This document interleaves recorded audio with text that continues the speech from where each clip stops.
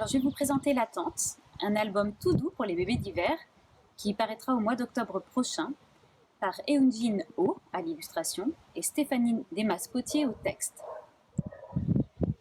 Cet album raconte ce qui se passe juste avant la naissance. Pendant que Karl est au loin, on voit Léa qui prépare le nid de son petit. On alterne avec des moments de grande activité où il y a tant à faire et des moments où le temps s'étire, tant l'attente est longue, tant on rêve de tenir dans ses bras son tout petit. L'album raconte avec beaucoup de simplicité cette attente, ce temps si spécial d'avant la naissance, quand on a désiré son enfant, qu'on en a rêvé, quand on a préparé son arrivée. Beaucoup d'albums autour de la naissance racontent l'arrivée d'un petit frère ou d'une petite sœur. Mais ici, on se focalise sur Karl et Léa, qui vont devenir parents pour la première fois.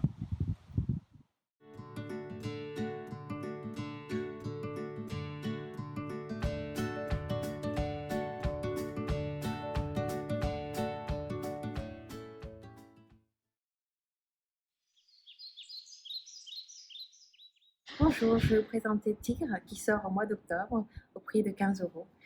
C'est notre grand coup de cœur du Salon de Bologne en 2019.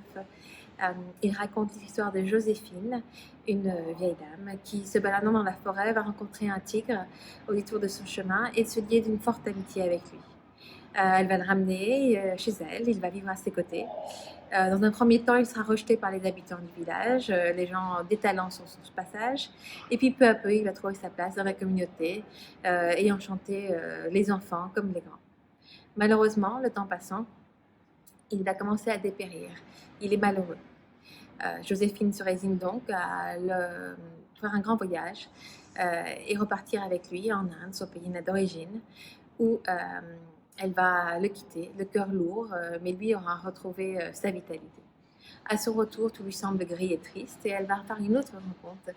Cette fois-ci, au détour d'une allée, un tout petit chat abandonné qu'elle va s'empresser d'appeler Tigre en hommage à son grand ami.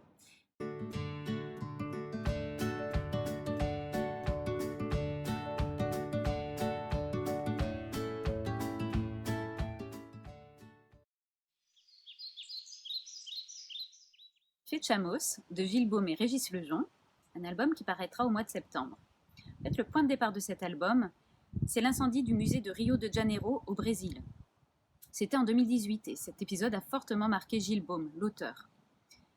Et à partir de là, il a imaginé comment toutes ces œuvres qui sont parties en fumée auraient pu être sauvées. Donc, à l'heure où le musée va fermer, où il n'intéresse plus personne, le gardien du lieu, Edson Arantes, va entraîner derrière lui les quelques habitués du musée. Et ensemble, ils vont tenter de sauver de l'oubli le plus d'œuvres possible.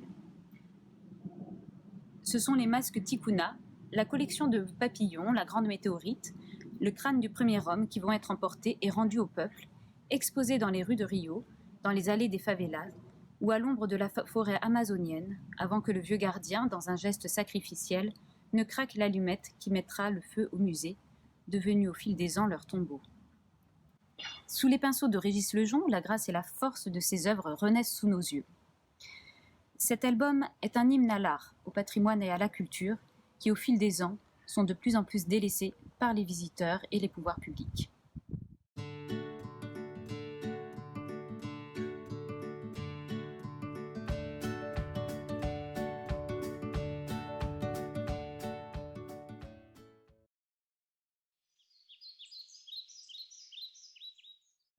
Je vous présente Jumbo d'Alexandra Stuart, illustré par Emily Sutton, qui sortira au mois de novembre au prix de 15 €. Il sera rehaussé de fer. Jumbo, c'est notre beau livre de fin d'année.